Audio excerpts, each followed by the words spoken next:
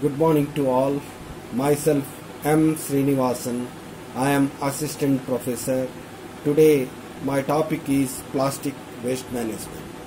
Today's world, without plastic we cannot survive because day to day life we are using plastic much more.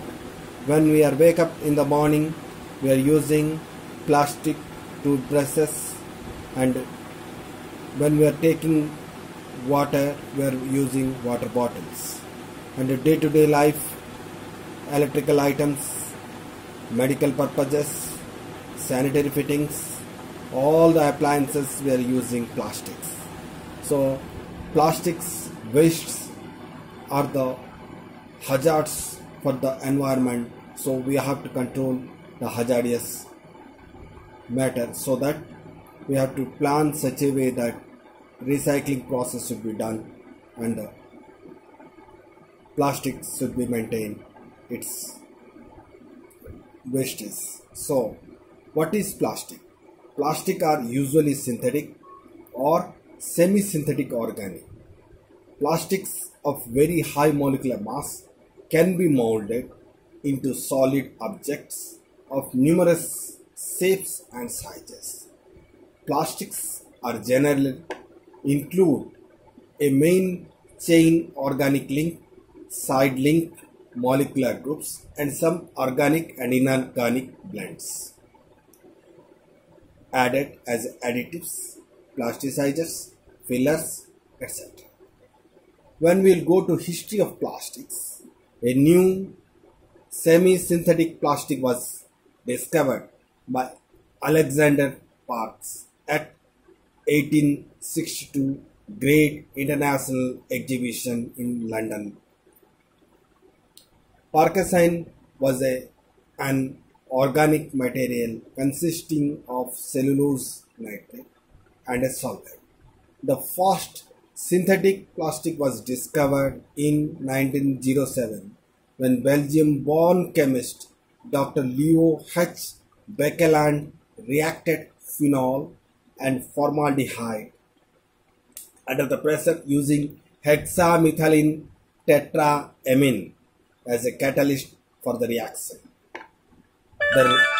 The result was a thermosetting phenolic plastic he named as a bakelite, which was electrically resistant, chemically stable, heat resistance, rigid, moisture and weather resistance.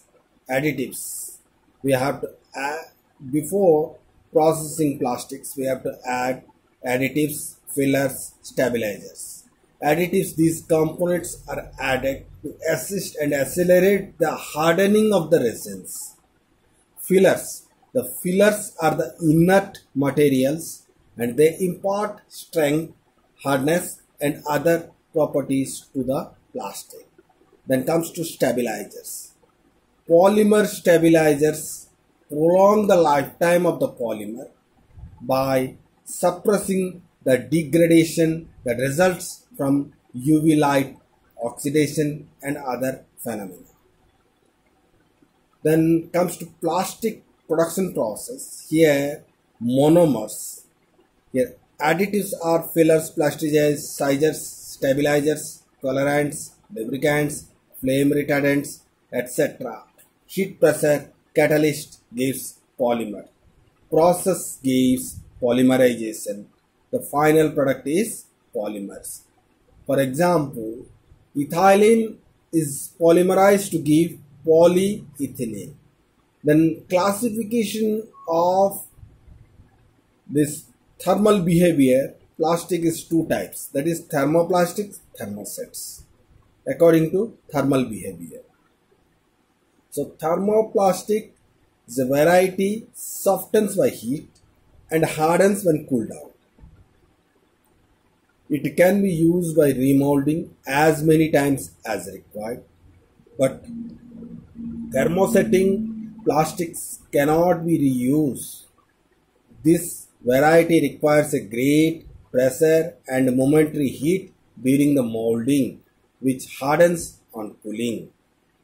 Then comes to thermoplastics. We can give the examples are the polyethylene, polypropylene, polystyrene, acrylics, Teflon, polycarbonate, nylon. Then comes to thermosets, epoxies, polyurethane, unsaturated polyesters, phenolics, silicones. Consumption of different plastic resins in India. Here we can see histograms.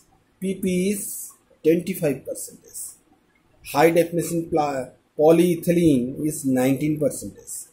LLDPE 9%.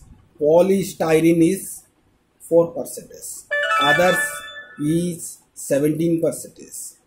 LDPE is 12%. PVC is 20%. This is the scenario. Solid waste. It is defined as non-liquid, non-soluble materials ranging from municipal garbage to industrial waste that contain complex and sometimes hazardous substances.